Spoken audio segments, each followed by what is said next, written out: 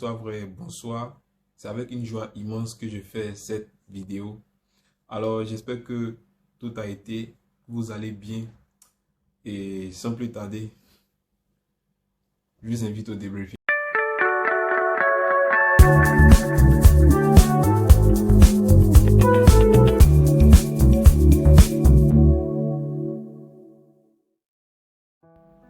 Alors, pour le débriefing, il va falloir préciser qu'il s'agit ici d'une sœur, voilà, qui a perdu ses deux parents dans un accident de moto pendant qu'elle était encore très jeune, très jeune, et qui a dû malheureusement aller vivre à Abidjan, précisément à Yopougon, avec sa tante.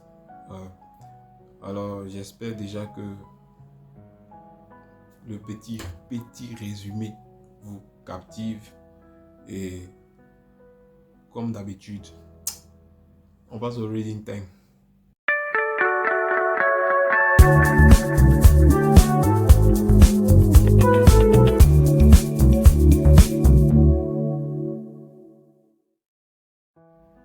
Alors, nous sommes maintenant au reading time et j'incite toutes ces personnes qui ne se sont pas encore abonnées à notre chaîne de bien vouloir s'abonner, de lâcher un commentaire poli s'il vous plaît, et aussi des pouces. On aime bien vos pouces. On aime bien vos pouces. Alors, reading time, comme d'habitude, je lis, vous suivez et après vous me donnez vos impressions, les gars. Alors, reading time, comme d'habitude, je lis et vous suivez. Voilà.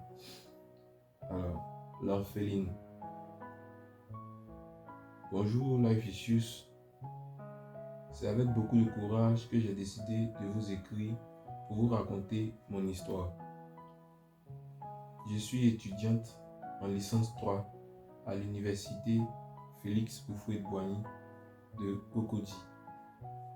Petite, j'ai perdu mes parents dans un accident de moto en partance pour Yabayo. Donc, pour ceux qui ne savent pas, Yabayo est une ville qui n'est pas loin de Soubré. Voilà. Oui, j'étais à San Pedro. Oui, j'habitais San Pedro avant la mort de mes parents. Donc, Yabayo, Soubré, San Pedro sont des villes côte à côte. Ça a été très dramatique pour moi de savoir que je ne verrai plus papa et maman. J'avais que 6 ans.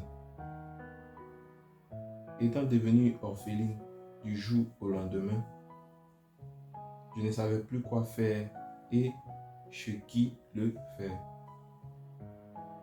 Car j'étais très attaché à mon père, dit-elle.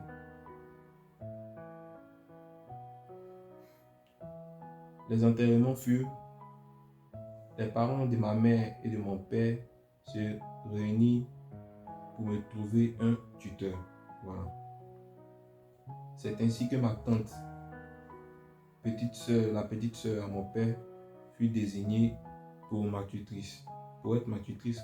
Voilà. Elle était mariée et vivait dans la commune de Yopougon.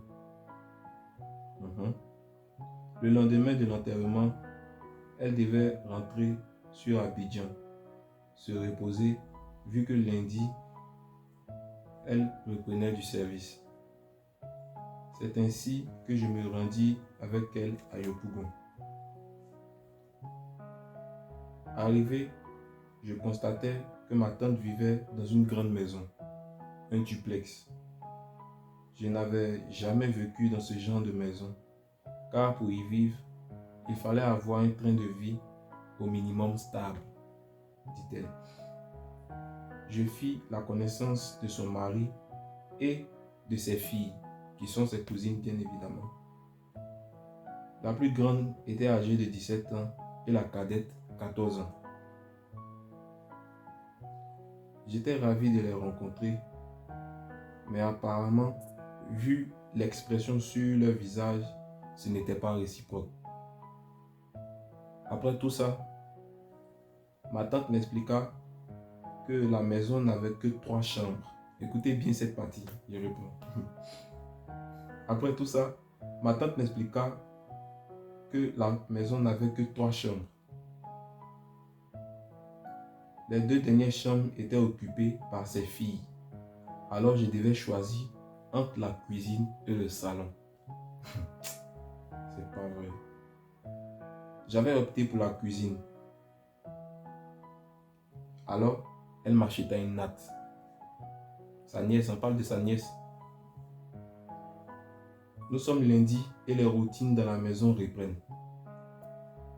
Ma tante m'a demandé d'attendre la rentrée prochaine pour reprendre les cours, vu que nous étions au milieu de l'année scolaire. Alors, je faisais toutes les tâches de la maison, et même celles de dehors. Je me levais chaque jour à 4 heures. Je commençais le nettoyage du premier salon, c'est-à-dire essuyer tous les meubles, balayer et puis essuyer le sol. Voilà. Puis le second, il y a 2 salons dans la maison. Donc elle va finir avec le premier. Elle va attaquer le deuxième. Ensuite, la cour arrière et la totale. Écoutez, j'arrangeais les chambres de ses filles. Et ça, chaque jour. C'est-à-dire chaque jour que Dieu fait, lundi jusqu'au dimanche, c'est elle qui gère, qui arrange, comment on appelle ça, les chambres des filles, de ses filles, 2 chambres. C'était mon quotidien. Alors, c'était mon quotidien. Donc, elle dit, c'était mon quotidien. Lorsque nous préparions, moi et la gouvernante, qui est chargée de la cuisine, c'est moi qui lavais les assiettes après que chacun ait fini de manger. Alors qu'il y a une gouvernante dans la maison. Les assiettes du dîner ne restent pas sales jusqu'au lendemain. Lorsqu'il y a des courses et que la gouvernante est indisponible, quel que soit le lieu, c'est moi qui y va. C'est moi qui y vais, pardon. L'année scolaire a pris fin. C'était les vacances. L'année scolaire a pris fin, c'était les vacances. Rien n'avait changé. Je mangeais dans la cuisine, tandis qu'elle et ses enfants mangeaient sur la table. Sur la table à manger du salon. J'avais toujours mes mêmes vêtements. Pourtant, chaque mois, elle faisait les boutiques avec ses filles. Ce sont des événements que je n'oublierai jamais. Comme on le dit si bien, le pauvre et l'orphelin ont toujours tort. Une nouvelle année scolaire venait de commencer. Les filles de ma tante reprirent le chemin de l'école, bien sûr. Quand je lui parlais de mon envie pour l'école, elle me disait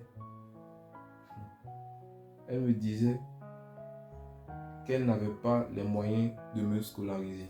Pourtant, elle faisait les boutiques avec ses filles ont repris, comment on appelle ça, les études, tout.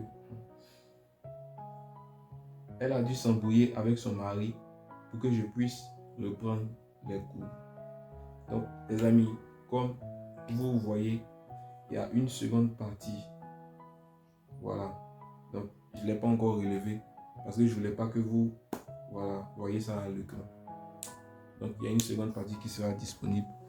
Alors, voici un peu l'histoire. Qu'est-ce que vous avez à dire, à ajouter? Alors, les amis, voici l'histoire de notre sœur qui est présentement en licence 3 et qui nous a fait part de sa situation antérieure.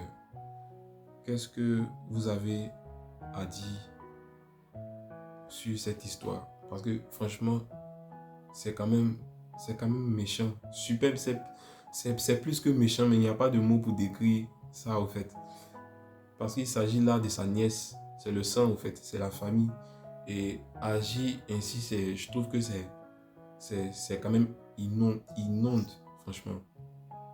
Donc, moi, je ne sais pas ce que vous avez à dire, mais j'aimerais bien entendre ce que vous pensez. Donc, vos commentaires, vos avis. N'oubliez pas de vous abonner et aussi de lâcher des commentaires. Merci d'avoir suivi cette vidéo jusqu'à la fin avec nous. C'était Moni Eddy pour les vidéos de Life Issues et je vous dis à bientôt. Merci.